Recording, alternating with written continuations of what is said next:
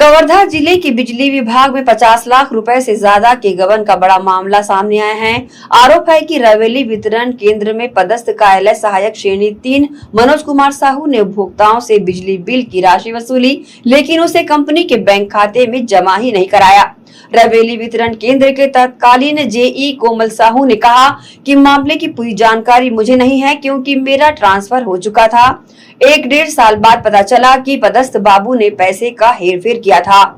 Kawardha SP Pushpendra Baghel ने कहा कि पावर डिस्ट्रीब्यूशन कंपनी की तरफ से शिकायत मिली है कि रवेली केंद्र में अनियमितता की बात सामने आई है। मनोज साहू नाम के व्यक्ति के संबंध में थाने में शिकायत दी गई है। वहीं कवर्धा ईई जीएस फ्लोरा ने बताया कि रवेली वितरण केंद्र में कार्यालय सहायक ने राजस्व संग्रहण की राशि बैंक में जमा नहीं की। प्रथम दृष्टया उनको निलंबित किया गया है। आगे की जाँच के लिए जाँच अधिकारी नियुक्त किया गया है, जो जाँच कर रहे हैं। मामले का पूरा जानकारी तो मुझे नहीं है, क्योंकि मेरा ट्रांसफर होने के बाद जा चुका था मैं। अगर 1-1.5 साल बाद मुझे भी कुछ पता चला कि जो उस टाइम पदस्थ था बाबू, वो कुछ अनैतिक कार्य किया है, पैसे का हेरफेर कुछ किया है।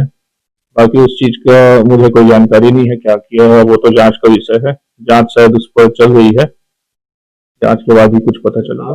पावर डिस्ट्रीब्यूशन कंपनी की तरफ से एक पिपरिया थाने को एक शिकायत प्राप्त हुई है, जिसमें रवेली जो केंद्र है वहां से कुछ अनियमितता की बात सामने आई है। वहां पे मनोज साहू नाम का कोई व्यक्ति है जिसने विभागीय अनियमितता की है, उसके संबंध में थाने में शिकायत प्राप्त हुई है, जिसकी विस्तृत जांच की जा रही है।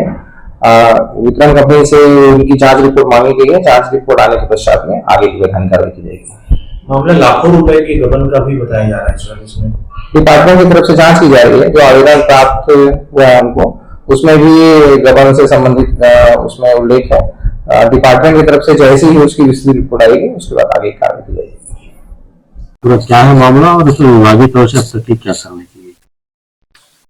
ये मामला रवेली वितरण केंद्र संबंधित है। रवेली वितरण केंद्र में पूर्व में वहां पे जो कार्यालय सहायक श्रेणी जो पदस्थ थे, तो जांच के दौरान हमने पाया कि मतलब कुछ राशि जो है राजस्व संग्रहण की राशि है, वो उसको बैंक में जमा होना नहीं पाया गया था।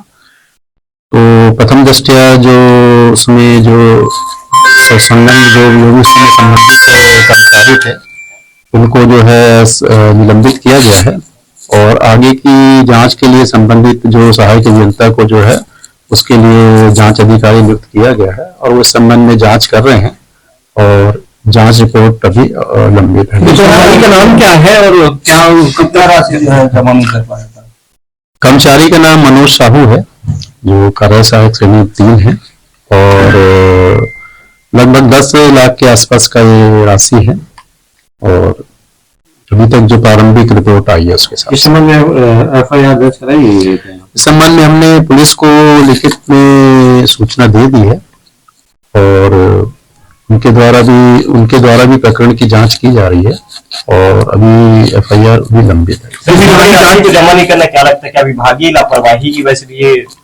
देखिए, प्रथम दृष्टया जो कर्मचारी इसमें लिप्त पाया गया है उसके ऊपर कार्रवाई हुई है और अगर आगे जांच में कोई और भी अगर अधिकारी कर्मचारी उसमें लिप्त पाए जाएंगे तो जांच में जो भी इसमें बिंदु आएंगे उसके अनुरूप उनके ऊपर जांच के लिए जिसकी जिम्मेदारी दी गई है सर, क्या उसमें समय सीमा तय की गई है? कितना समय तक उनको जो है जांच पूरी करनी होगी?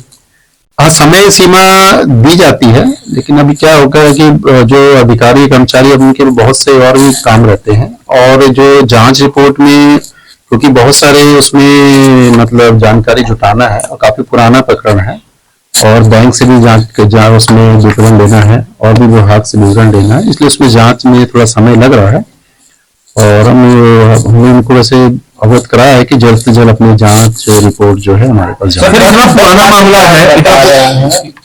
पुराना मामला है, फिर भी मीडिया से क्यों दूरी बनाई गई इस पूरे मामले पर?